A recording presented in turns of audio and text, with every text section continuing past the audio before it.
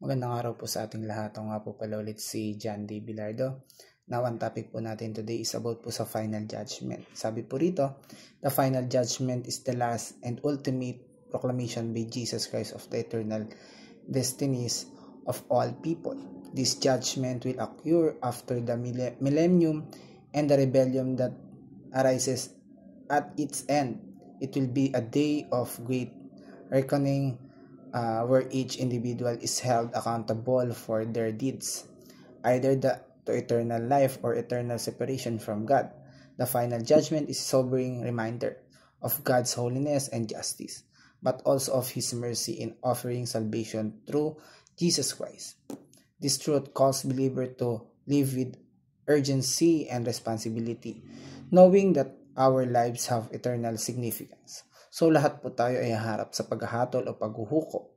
Now, sabi po rito sa 2 Corinthians chapter 5 verse 10, yung talatang pag-aaralan po natin, for we must all appear before the judgment seat of Christ, so that each of us may receive what is due us for the things done while in the body, whether good or bad. Sa Tagalog po basahin natin, sapagkat tayong lahat ay kailangang humarap sa hukuman ni Kristo upang bawat isa sa atin ay tumanggap ng kabayaran sa mga bagay na ginawa niya sa pamamagitan ng katawan, maging mabuti o masama. Now, ito po yung first teaching natin. Sabi po rito, all people must appear before the judgment seat of Christ. Ibig sabihin, walang taong hindi haharap sa Panginoon Hesukristo bilang mga nilikha ng Diyos. Darating ang araw na bawat isa sa atin ay haharap sa Kanya. Hindi lang bilang tagapagligtas lamang, kundi bilang paghukom. Isang paalala ito na ang ating buhay ngayon ay pananagutan. Ang bawat salita, gawa at pag-iisip ay may timbang sa harap ng Diyos. Hindi ito upang tayo matakot, kundi upang tayo mamuhay ng may kabanalan at pananagutan. So, all people must appear before the judgment seat of Christ. In point number 2 po natin, or pangalawa natin katuruan, all people must give an account for everything they have done on earth. Lahat tayo ay mananagot sa lahat ng ating ginawa sa lupa. Ang buhay natin sa mundo ay hindi lamang isang pansamantalang paglalakbay. Ito ay paghanda para sa walang hanggan.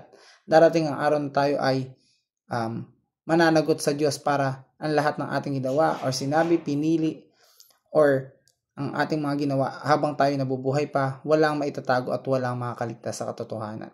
So, hindi ito tayo mabubuhay ng takot, kundi upang mamuhay tayo ng may layunin at integridad.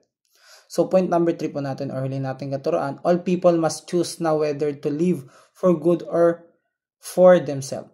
Lahat ng tao ay kailangan ng mamili kung mabubuhay para sa Diyos o para sa sarili.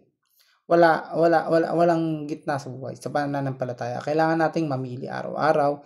Hinaharap natin ang tanong, para kanino ba tayo nabubuhay? Para sa Diyos ba o para sa ating sariling kagustuhan lamang? Ang pagpili ay hindi lamang sa salita kundi sa gawa, sa desisyon at sa direksyon na ating tinatahak ng ating mga puso.